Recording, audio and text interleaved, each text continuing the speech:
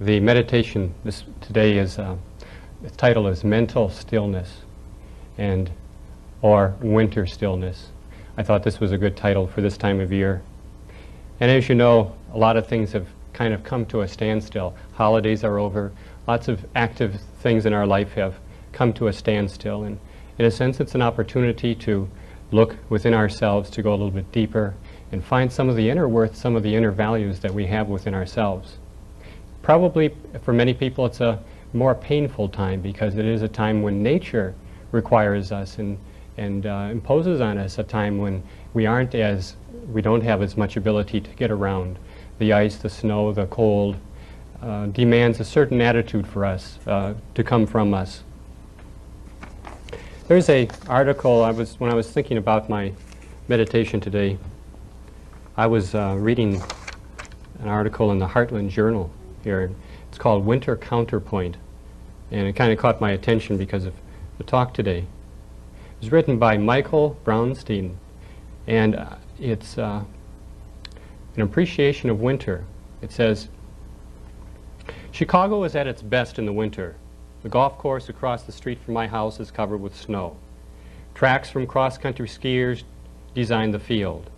A wind from the lake forms, drifts, and the snow blows, covering tracks of other things, rabbits perhaps, who play in cross-country tracks when night falls. I love Chicago in the winter. I wake up very early, wax my skis, and then I cross into the park to follow someone else's tracks for a couple of miles. It's quiet. The sky is still black and the crimson streaks of light haven't entered the night. A rabbit hops before me. 2 squirrels play by the trees. I feel the welcome of the wind. All is well. I come to the hill above the pond and pause at the top. The quarter moon falters on the horizon, playing counterpoint to the sun rising above the waters of Lake Michigan. The still waters of the lake lap over the frozen forms drawn during the cold nights. I shoot across the frozen pond, sliding over the ice and snow. On the other side of the pond, a rabbit stares at me. It jumps up at my approach and vanishes in the tall grasses at the edge of the pond. It's winter in Chicago, and I am cross-country skiing on a snow-covered golf course. I have to be at work in 2.5 hours. At this hour, the hour before the sun begins to ascend into the sky, I know I am alive, and even alone, I could never be lonely. Over the ridge, half buried in snow, lies a red object. I ski over to see what it is. It's a red rose. I pick it up, brush off the snow and ice, and ski for home. Then I place the rose in a vase and I add warm water. Before I leave for work, I smell it. The perfume rises in the air, delicate like the frost painted on my window. I read that and I thought, oh, the tone of that, the feeling is magnificent. It's like a haiku, a Japanese haiku. In other words, it instills a feeling, an appreciation of what it is that we have right before us. I like it too because it's about Chicago. And we read about these beautiful places in Alaska and the Grand Canyon and those magnificent places we would love to go to. But what about the magnificent places here in Chicago? You know, we always say the grass is always greener on the other side. And so it's about Chicago. And it also appeals to my Sagittarian nature. My sun is in Sagittarius, if you're familiar with that. And it appeals to it just brings adventure into me. There's something very Buddhist about that piece of poetry, I would call it. There's something Buddhist, and what I mean in the sense of Buddhist is that there's a particular appreciation of stillness, of quietness. And when we talk about stillness and quietness, it's important to know what kind of stillness, what kind of quietness we're talking about. Because stillness doesn't necessarily mean non-activity, just sitting around doing nothing. Stillness can come in all forms, in all different situations. Looking back at the month of December for me, it was a difficult month, December was. For me, my car broke down, didn't have a car, injured my leg. It was difficult to walk. Caught a cold. Just lots of things going on. It was a difficult month. And so it drove me into myself. I thought, I feel so confined. And if you're a Sagittarian, that isn't the thing, that isn't the best feeling in the world. If you're a human being, that isn't the best feeling in the world. And so you have to scramble inside your consciousness to find out, well, what is it that brings freedom? What is the ultimate freedom that I can have? And the ultimate freedom lies much more, much deeper than being able to drive around in my car or walk on my legs, although those things are important to me too.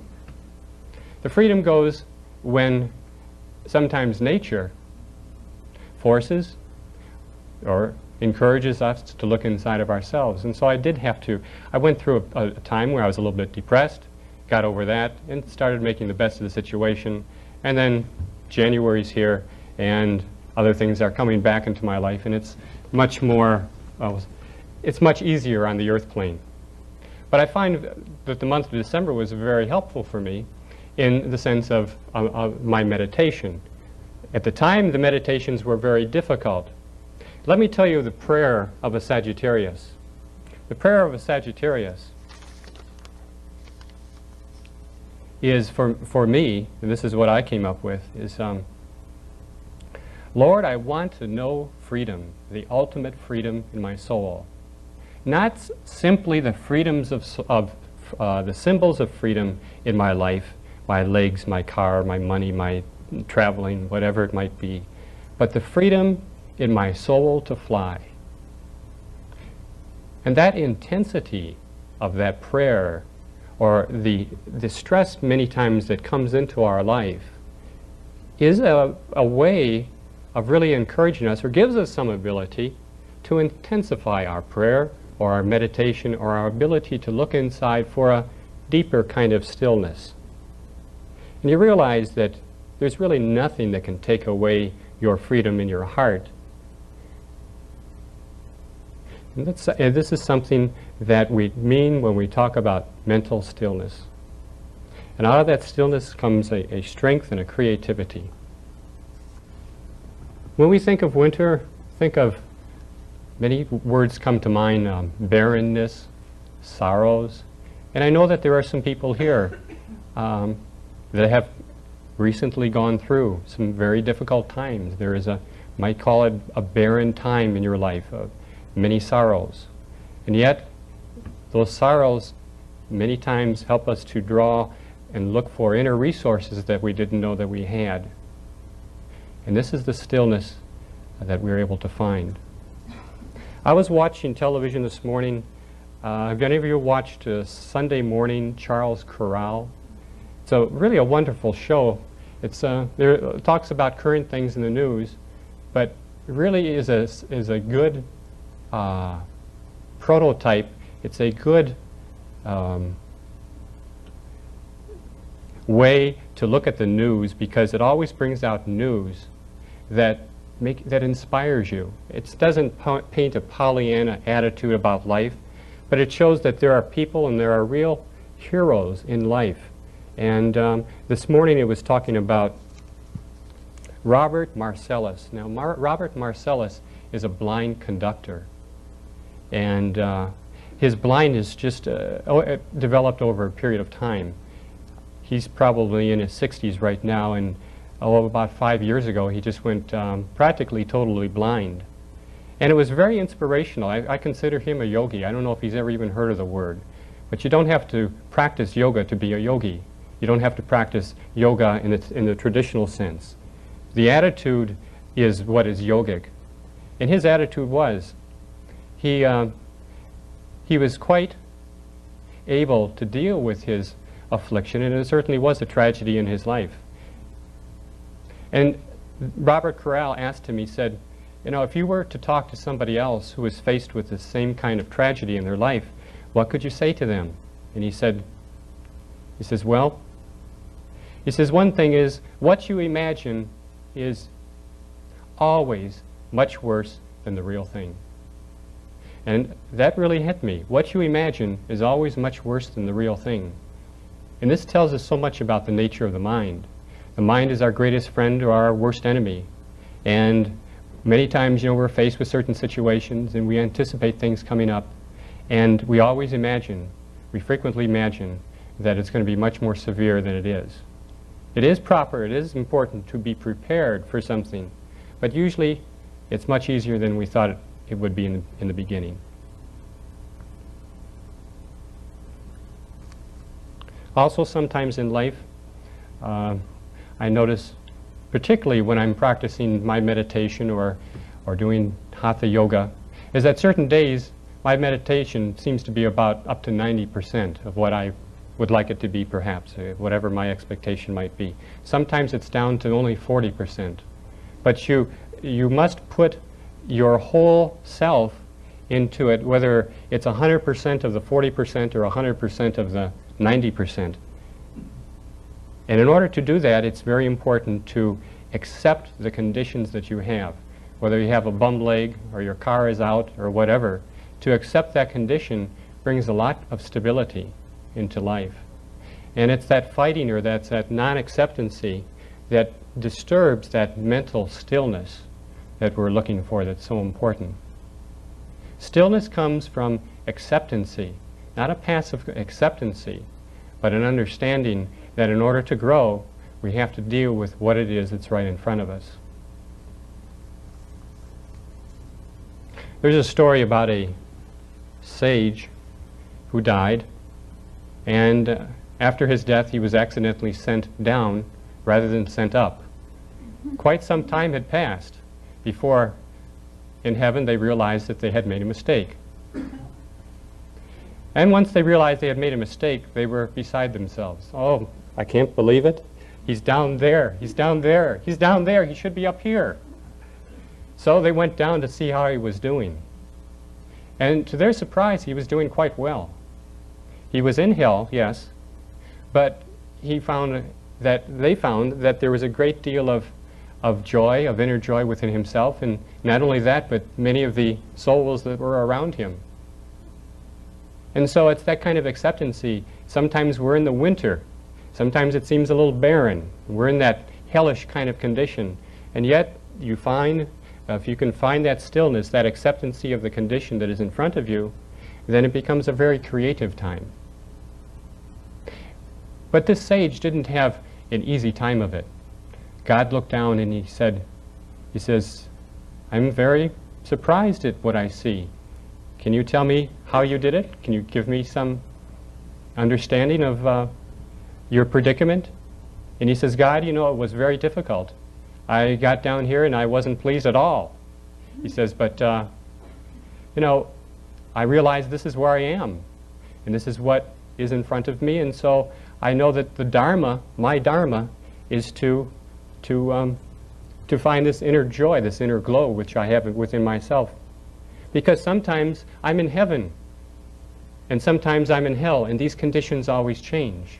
These conditions always change in life. We think of the opposite of barrenness as fruitfulness. And I suppose if you could think of the opposite of the winter time right now as the Capricorn segment, we would turn over and flip it over to the other side, and we have the Cancer, you know, the most fruitful time when everything is in full blossom. This is very good too. And in that time we have other opportunities. But you see, the nature of the mind is it always wants to gravitate towards pleasure, that fruitfulness, pain, that barrenness, the avoidance of pain, the movement towards pleasure. We find the pleasure or that fulfillment, or when conditions are just right and we fear that they're going to change. We get in a condition of barrenness and we get depressed because we don't think it's going to change. And it's the nature of the mind to move through the whole gamut. And we use nature as something to find our inner resources. Have you ever tried to meditate or to reflect when everything is just really great? Like, I remember a few times I had a really good sleep, lots of rest, got about 10 hours of sleep, had a good breakfast, very satisfying, everything seems, you know, bright sunny day, sit down to meditate. Ooh, gee, I don't want to meditate. You know, there's no impetus to kind of turn inside of yourself, you see. At the same time, you know, taking the other extreme, you're in a barren condition, and You know, if you allow that barrenness to grab you, to take a hold of you, well, what are you going to do? You're going to get depressed and you're going to think, I don't have it in me to meditate. So you can be damned in either extreme. You always have to say, regardless, just like the sage said, today I'm in hell, tomorrow I'm in heaven. You know, but I still find neti, neti, neti. The mind is your friend, it's your enemy. Find the stillness in the conditions that are before you. There's a, reminds me also in Christianity, there's a parable in the Old Testament Judeo-Christian Bible of the parable of the talents.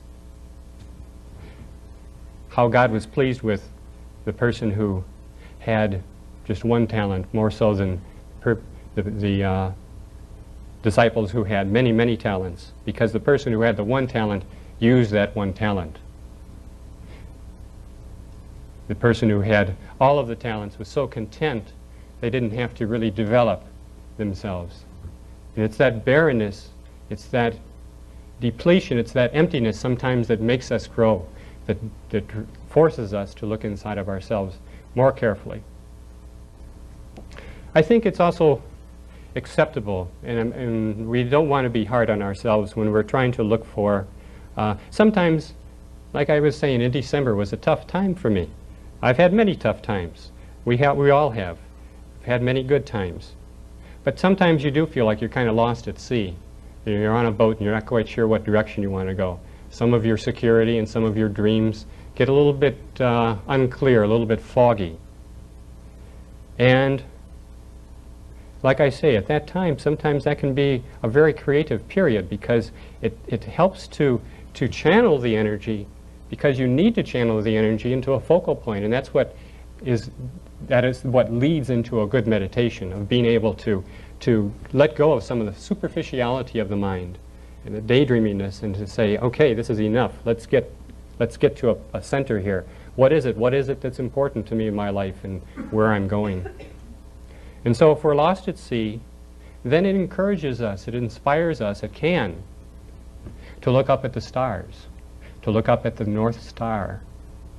And we forget sometimes that the North Star is our direction. It gives us that point of where we want to go. And so I'd like to, for all of us, to do a meditation now on this North Star, visualizing ourselves. So would you close your eyes, please?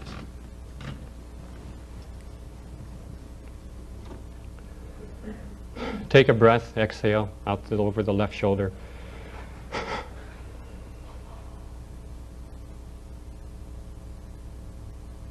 Now, at this point in your life, at this season of winter, 1988, however conditions are in your life, vow to accept them and to work creatively with what you have. A Buddhist sage once, I heard a Buddhist sage once say, what is the most important thing you can do in your life? Well, what you're doing right now. Put your all, put your attention into the meditation. All of you are facing north. This is good. We're looking at the North Star. The North Star is about halfway up the sky. Your eyes closed, focused about halfway up. There's a star. There's a central point, a little beam of light.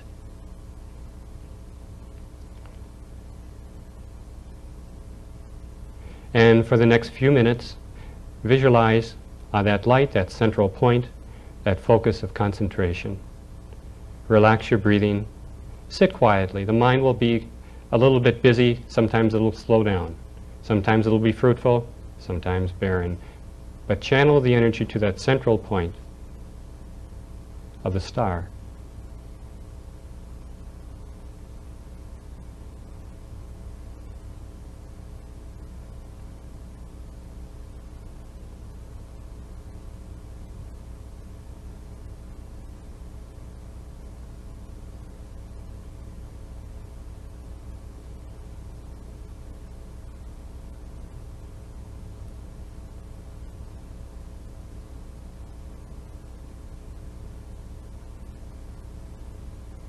Now something's happening to that star.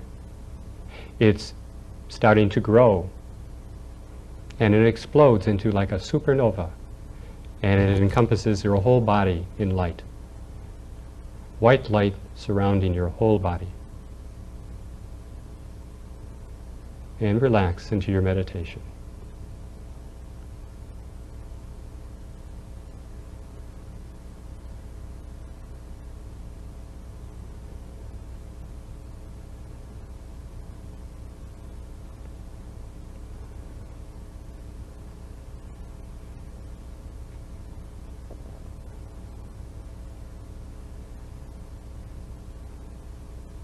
Now radiate that out.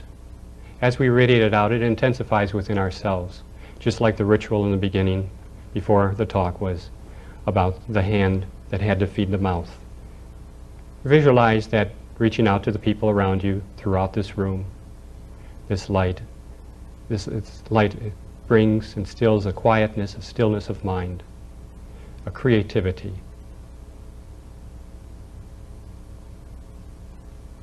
Radiating it out now throughout the city of Chicago.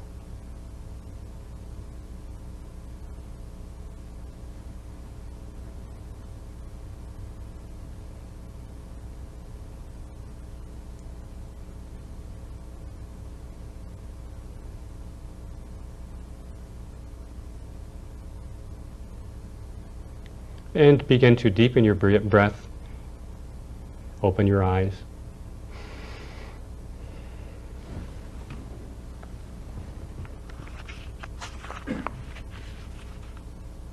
And there's a little quote that is very famous from Zen Flesh, Zen Bones. I'd like to close with. In spring, hundreds of flowers. In autumn, a harvest moon. In summer, a refreshing breeze.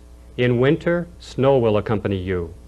If useless things do not hang in your mind, any season is a good season for you.